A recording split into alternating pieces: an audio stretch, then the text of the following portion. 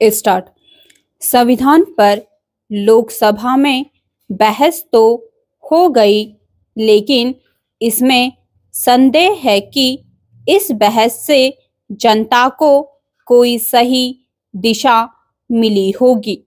संदेह इसलिए है क्योंकि सत्ता पक्ष और विपक्ष ने संविधान पर चर्चा के बहाने एक दूसरे को कटघरे में खड़ा करने का काम किया। इसके साथ ही दोनों पक्षों की ओर से अतीत के प्रसंगों और विषयों को अधिक रेखांकित किया गया।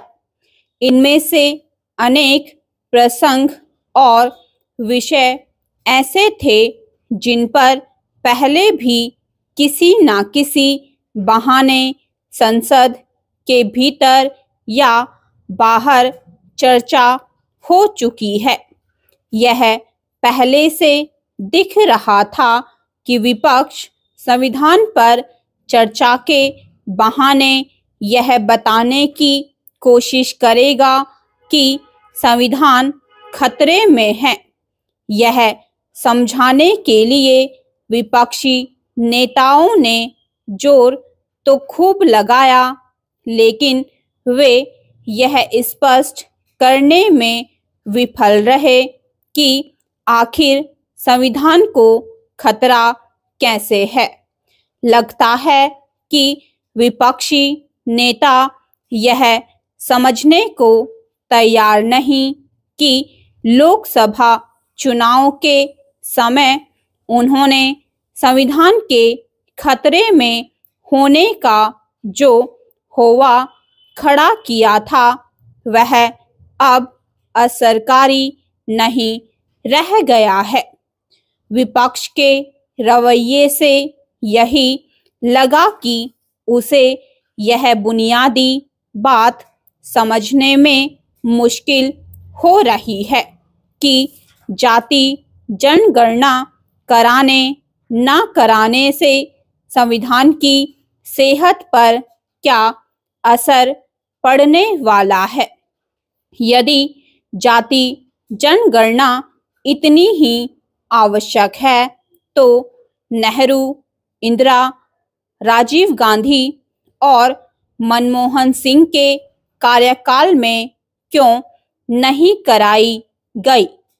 अच्छा होता कि कांग्रेस नेता पहले इस प्रश्न का जवाब देते और फिर जाति जनगणना की आवश्यकता रेखांकित करते।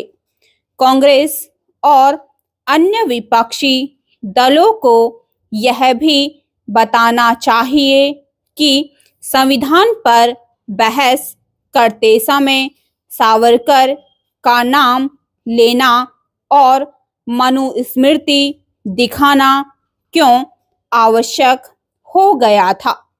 कांग्रेस को यह समझ आ जाए तो बेहतर कि सावरकर, मनुस्मृति और अडानी का उल्लेख करते रहने से उसे कोई राजनीतिक लाभ नहीं मिलने वाला।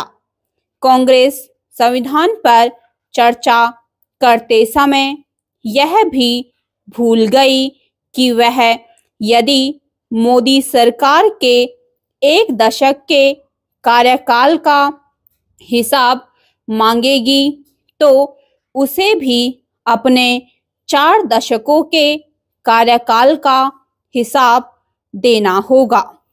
संविधान पर चर्चा के दौरान जैसे विपक्ष ने सत्ता पक्ष पर आरोपों की झड़ी लगाई, वैसे ही सत्ता पक्ष ने भी विपक्ष पर आरोपों की बौछार की।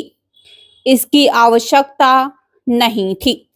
आवश्यकता तो इसकी थी कि उन कारणों पर चर्चा की जाती जिनके चलते संविधान निर्माताओं के सपने अभी तक पूरे नहीं हो सके हैं और नियम कानूनों पर संविधान की मूल भावना के अनुरूप पालन नहीं हो पा रहा है। उचित यह होगा कि राज्यसभा में संविधान पर चर्चा के दौरान बहस के स्तर को ऊंचा उठाया जाए और आरोप प्रत्यारोप से बचते हुए संविधान को प्रभावी तरीके से लागू करने में सहायक बनने वाले बिंदुओं पर सहमति कायम की जाए और फिर उन पर कोई सार्थक चर्चा की जाए। इस सिलसिले में प्रधानमंत्री ने जो 11 संकल्प गिनाए हैं उन पर ध्यान दिया जा सकता है। स्टॉप।